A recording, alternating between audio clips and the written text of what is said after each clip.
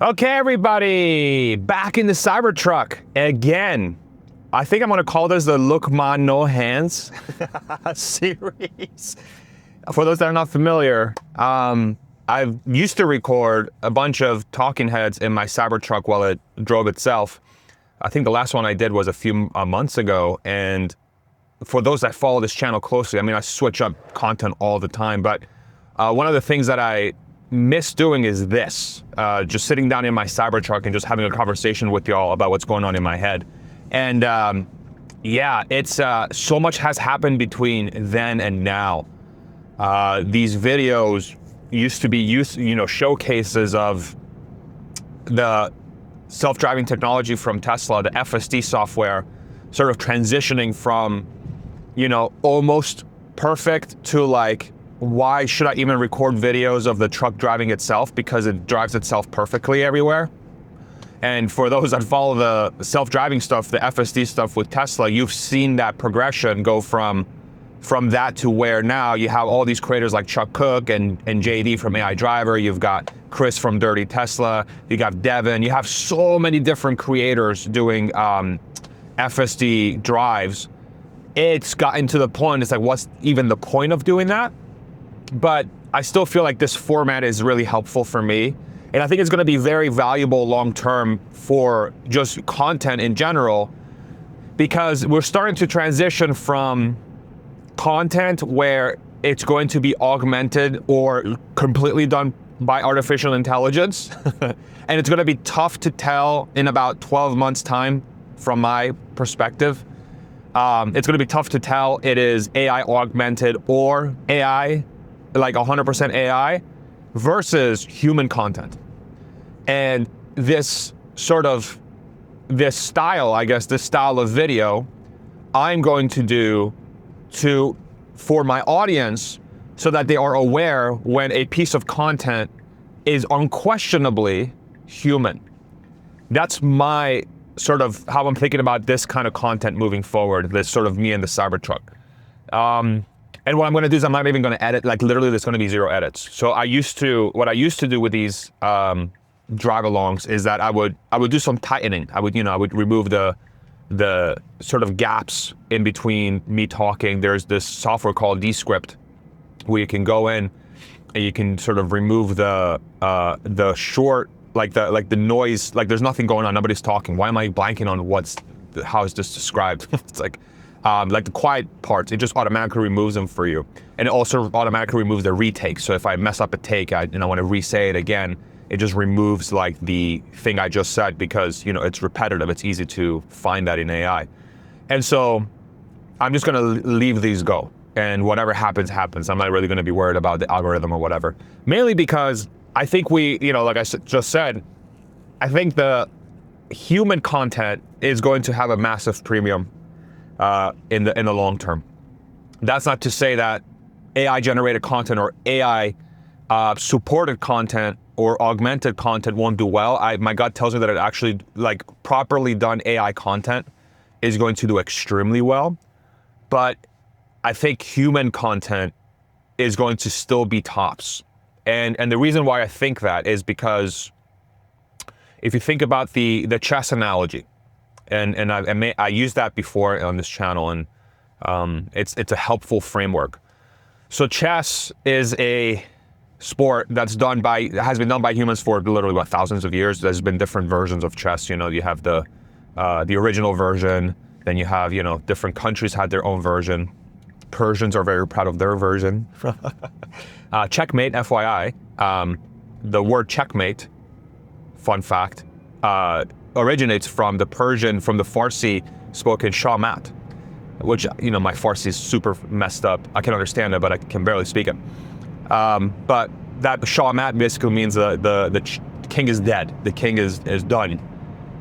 Whatever. And then, so that's where that phrase comes from. Anyway, this is why I edit myself. You see, I just go into stupid tangents and I forget to come back. So my window was down.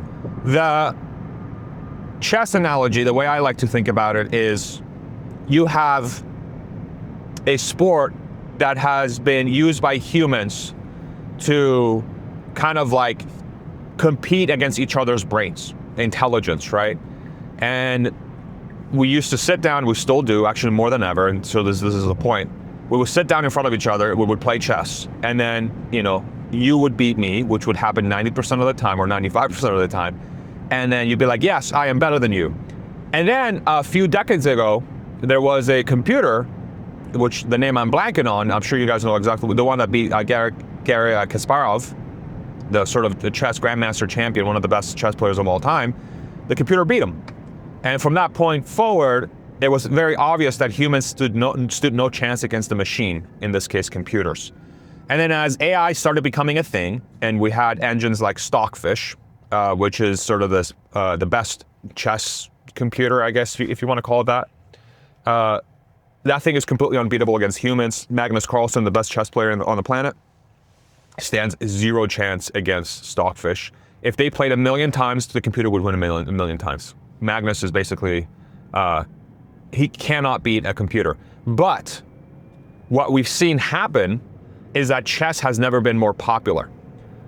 So even though we had a machine that would massively execute way better than any human could, the human sport actually exploded because we used the machine to help us understand the game much better. I'm gonna put this in the toll road here.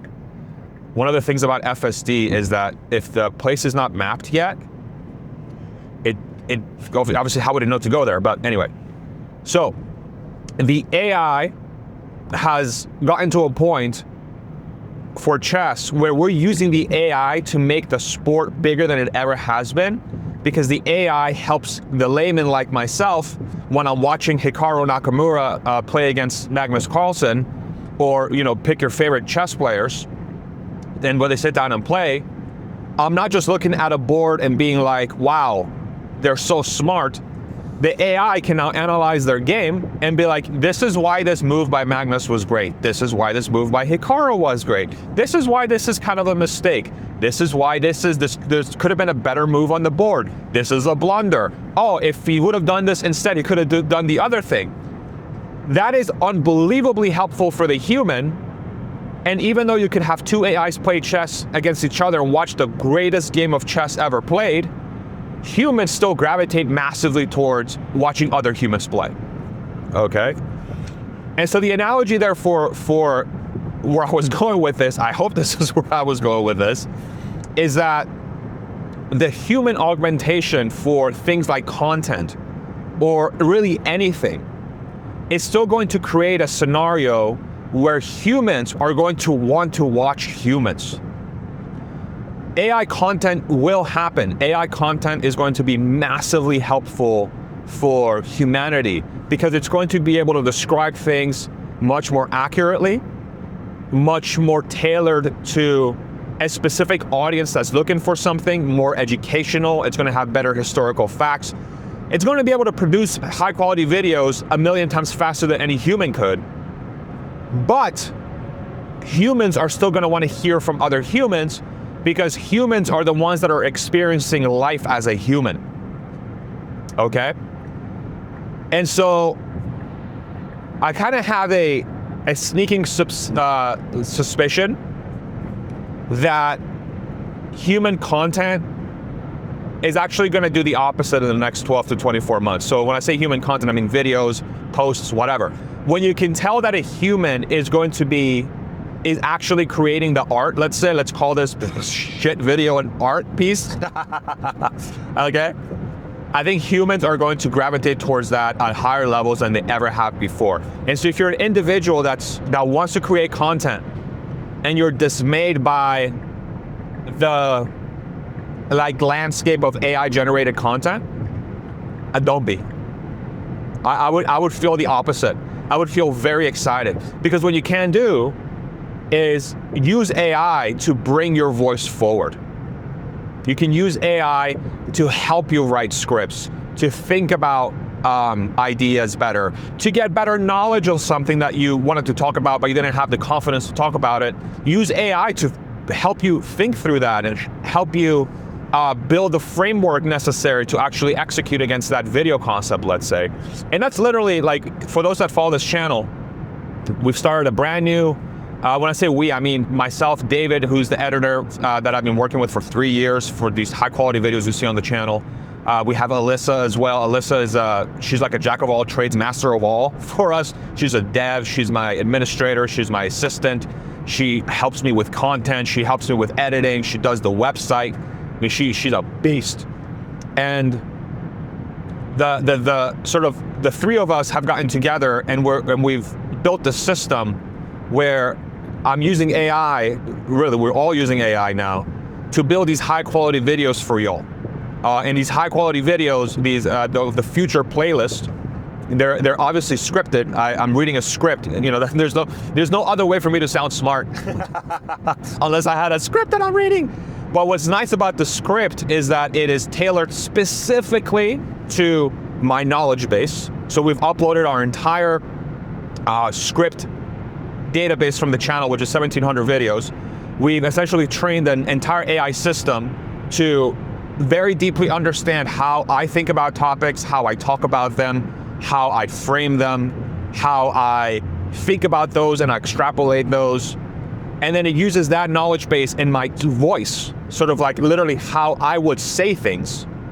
And it would write scripts based on how I would say things. And that's what those videos are. It's based 100% on my knowledge, but it's augmented by artificial intelligence. And the nice thing there, just to give you an example of why I think this is such a big deal, is that it has allowed me to cover topics that I've always wanted to do, but I didn't have the confidence to sit down and write a script about it, because I didn't feel like I could dump my brain into a piece of paper or a computer and feel like I'm actually bringing some sort of value to the internet that's uniquely me. But AI has allowed me to do that now. And what I'm finding now is that those videos, with the help of David's team, with the incredible editing work that they're doing, and Alyssa helping me build the tool and everything, is that now those videos, if you just literally go on my channel and go to the future playlist and just scroll through the views, they're easily the best performing videos I've had on this channel for a really long time. And the best performing ones, period, where I am featured as the talking head, let's say. And that has been a huge learning lesson for me, which says that even though there is a lot of hesitation around artificial intelligence from some people, I feel like it's still the minority. I think the majority still want to embrace AI and do embrace AI, but there's obviously concerns. We know we've talked about those concerns a lot on the channel, job displacement, you know, like deep fakes and inauthenticity. How can I tell if it's a human or an AI, all those issues. But if you execute it at a high enough level, people will gravitate towards it, okay? And I completely understand a subset of the people that watch my channel. I see it in the data. It's a very small subset. It's like probably less than 1%, 1%-ish. Let's call it, probably less than 1%. But there's a number of you, when you see that kind of content, you're like, oh, he's reading from a script and I can tell it's AI generated. So I hate that. And I really appreciate that, right? I appreciate that as a person, knowing that and understanding that from y'all. I really do. But the flip side of it is that it's actually allowing me to reach a brand new cohort of people that I would have never reached ever, to help them understand what is happening in the world as far as Musk industry goes, AI, the economy, investing, right? So it's like this very interesting dynamic where there's resistance on one side, but the flip side of the resistance is actually significantly more people will actually gravitate towards you because you're able to package something in a much better way than you would have otherwise been able to do, because AI happens to be extremely good at framing, extremely good at writing, extremely good at explaining, bringing up historical facts, tying things together, which would make sense. If you have a very intelligent thing, it's going to be able to do intelligent things. So that's one side of the equation. The other side of the equation is this, which is a human embracing his humanness, let's say, and just talking.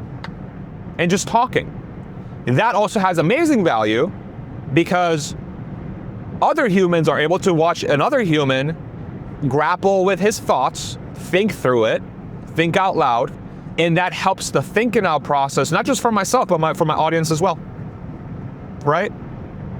And that in itself is also very valuable. And so like the sort of epiphany I've been having here in the last few days and weeks is that, you know, AI is going to bring a gigantic amount of disruption for sure, but it's also going to create a massive amount of opportunity for anyone who wants to embrace the technology. I really think, like, this is the craziest thing of all time. If you embrace AI fully, and I'm not saying put a brain chip in your brain. That's not what I'm saying. What I'm saying is, if you use AI to augment yourself, who you are, what you want to talk about, what you want to work on, the art that you want to create, the things that you want to create, the services you want to create, the businesses you want to create, the things you want to think through, okay? That is going to land you in a much better spot than you would have otherwise been, regardless if AI existed or not. That's become extremely clear to me. If you don't embrace AI, which everyone has more than enough right to do, and if anything, if you don't want to embrace it, I encourage you to, you know, execute on what you have agency on what you want to do, right? But just know that if you don't embrace AI, you might be losing out on some of the things that you've always wanted to do, where AI can help you achieve those things, and you don't lose any of your humanity. If anything, you can actually augment it, because you'll be able to impart your art and your creation on the world faster and better and at higher quality than you would have otherwise been able to do in your own way. You have to think of AI as a infinitely moldable intelligence that will, in its current state, will mold itself to what you want it to do. That's the best way to think about AI in its current state, and hopefully in its forever state. Okay, because there's going to be a situation where AI is going to get so smart that it's going to be able to do its own things. But as long as it's also able to do whatever we want it to do, either as individuals or as a collective of humanity, that it will augment humanity. I'm starting to feel like that's going to be the case. This is early. It's early 26, okay? My mind could change. I literally flip up on this 24/7. Literally the book, Abundance or Collapse, by the way, thank you all so much for, my God. I think we're at 760 some odd units sold. Thank you. And then the people on Amazon too, y'all with the Kindle edition, sort of the rent one. I think that's like 13,000 pages read. Thank you. It's so cool. In the book, I talk about how like it's the fork in the road, right? It's either it's abundance or collapse. I really don't think there's a middle ground when it comes to like we're kind of going to adopt AI. No, we're going to adopt AI, and it's either going to be incredible or terrible, or both at the same time until one of them resolves, right? But I'm really starting to lean very heavily towards the incredible. I really am. And I don't know how to articulate it yet. I'm still forming the thesis in my head. But I'm starting to become very long-term, very, very positive about it. And I'm starting to get a little bit of a, I don't know, like an inkling that says that the transition can be not as chaotic, because there's just so much awareness being brought to it right now.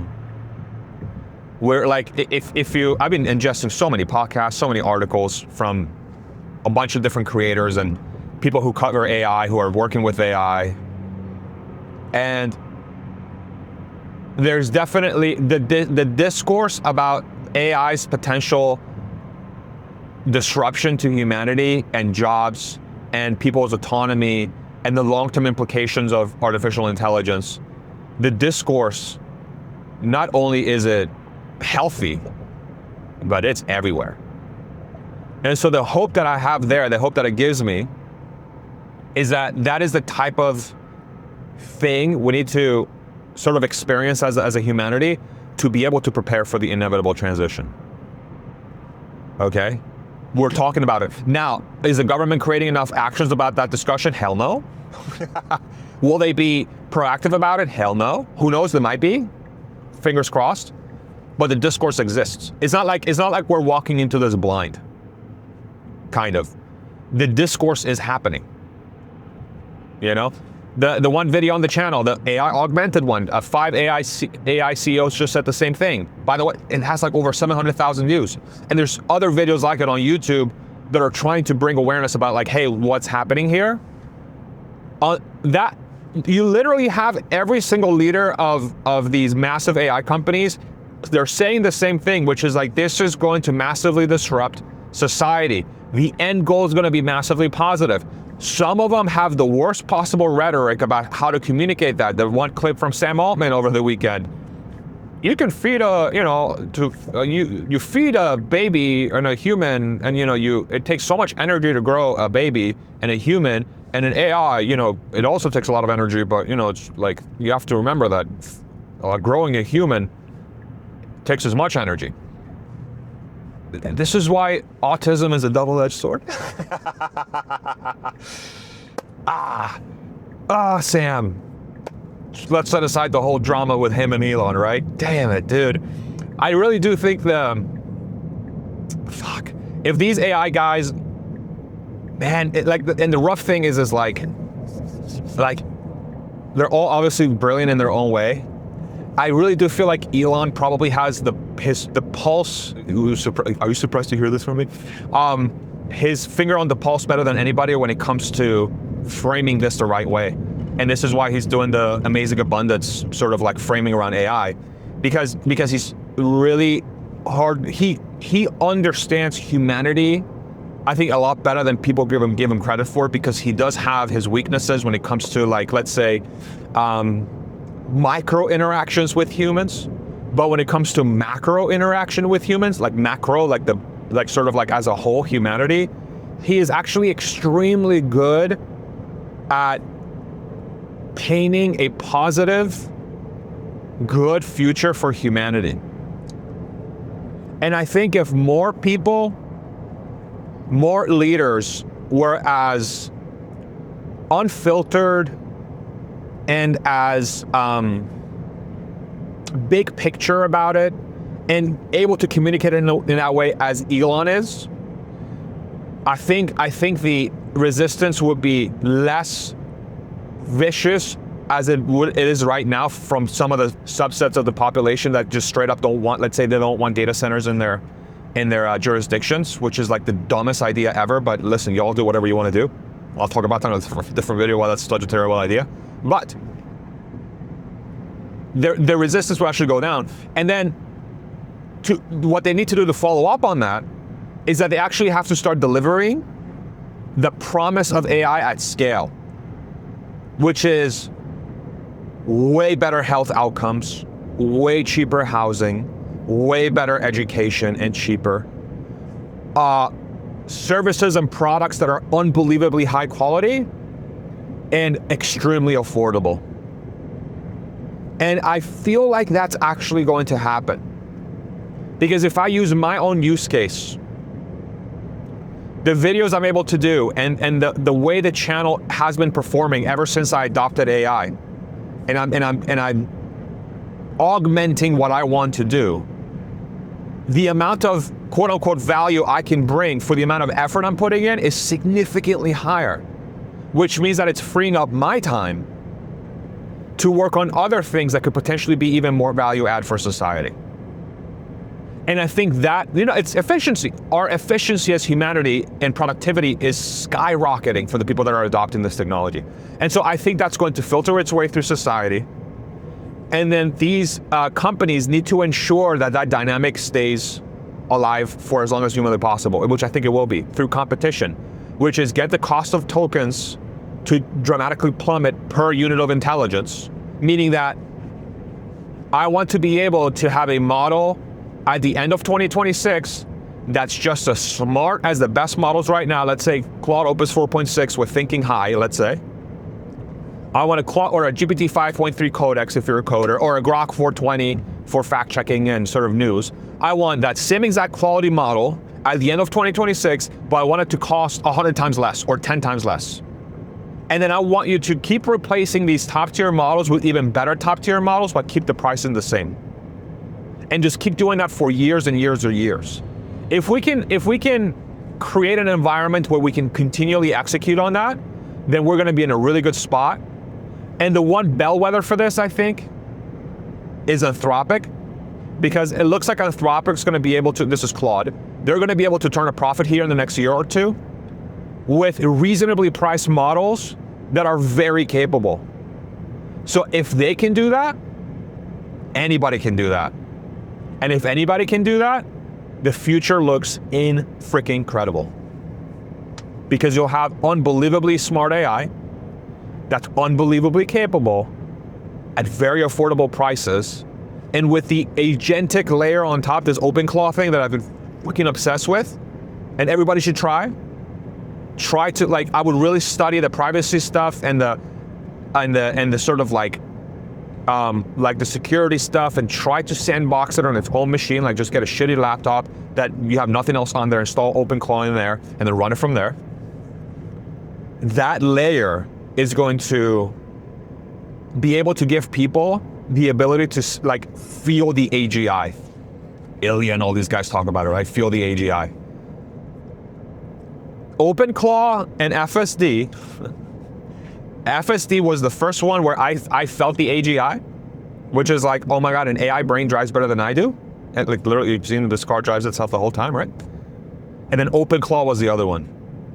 So OpenClaw was like the holy shit. I literally have a helper in my computer, and it's on Mac Mini. I bought a Mac Mini. Stuck in the Mac Mini, it just executes on stuff. And like, literally, I'm just making agents, and each one has their own personality, and each of them are good at what they're supposed to be doing, right? I have my own personal one that has his own social media account on X, Farzad Claw. Check him out, follow. He's a great follow. Still working on him a little bit, but he just helps me with whatever I need, basically, right? And then you have, why are we going this way? This is what I'm talking about. Sometimes, like, the navigation stuff is crazy. Oh, okay, save me 2 minutes. Great. I have one that's just for web development stuff. His name's Webby. Yeah, man. I'm so excited. I'm so excited about the future. And anyway, this went long enough. I don't even know where I'm going with this anymore. Let me know if you missed this style of video. Very different, much more human, much more imperfect. But I think that's going to be a big deal. I think people will really value. I think both, again, like, both styles of content are going to perform really well. You're going to have the highly produced, super deliverable stuff, and then you're going to have the, I'm just sitting in the truck chit-chatting. And I think having them on the same channel, my gut tells me, is actually going to be a positive, because, you know, my long-term thought process around, like, sort of Farzad, like not like this Farzad, but like the media-facing Farzad, is that it's going to be an ecosystem for people to see all sides of the human, me, which is this, but also the other stuff, like the highly produced videos and other things as well. Like, we have the community on Farzad.fm. We got exclusive content. But then we're also working on tools that we're going to release that are AI driven for creators. I wrote a book, right? All these things. It's like, I think the new business of the rest of the decade and into next decade for sure. I think the new businesses are just going to be a conglomerate of the individual's dreams and capabilities. I think, you know, like how you have, I hate using this analogy, but I'm going to use it. You know how you have Kim Kardashian? Shout out Kim Kardashian. Yeah, you know, like she's one of the, you know, she gets a ton of shit, but there's a reason why she's so successful. She has built herself into a brand. Kim is a brand, and, you know, she's got the show, she's got the weird logo shop thing. There's one at the domain. in Austin here. Like, I don't even know what the hell the name of the store is. I just know like the logo looks like I don't even know, like a ghost, like a cloud. But she's got her own clothing brand. I think her sister has like a fashion makeup brand or whatever. But I really think that, the individual human is going to be able to have an ecosystem of products, services, content, and other experiences that people will gravitate towards to really get not just the human experience, but like the stuff that is created by that human. And I think AI is going to allow millions of these to exist. And I really do think the democratization of businesses will manifest in this way. Where like you're gonna have a person that's gonna have multiple types of businesses under that business, but it all originates from a foundation of artificial intelligence that is just going to execute on each one of those individual businesses in the traditional sense. Still kind of early how I'm thinking about this, but I see that as an inevitable thing. Anyway, I said I was gonna end this video, so I'm gonna end it. I love you. Let me know if you missed this style of content. Yeah, okay, bye. Buy the book, Abundance or Collapse. Link in the description in the comment section below. I talk about the fork in the road for AI and how to prepare yourself for the shitstorm that will come. I'm still very positive, but there's going to be a shitstorm between now and then. And if you read that book, I really do believe that you're going to get yourself in the best possible spot in case the world is heading towards a sort of like 1 to 7 year period, 1 to 5 year period, where the disruption is actually worse than we expected, which very well could be the case. All right. So thank you very much for watching the video. Mwah. Bye-bye.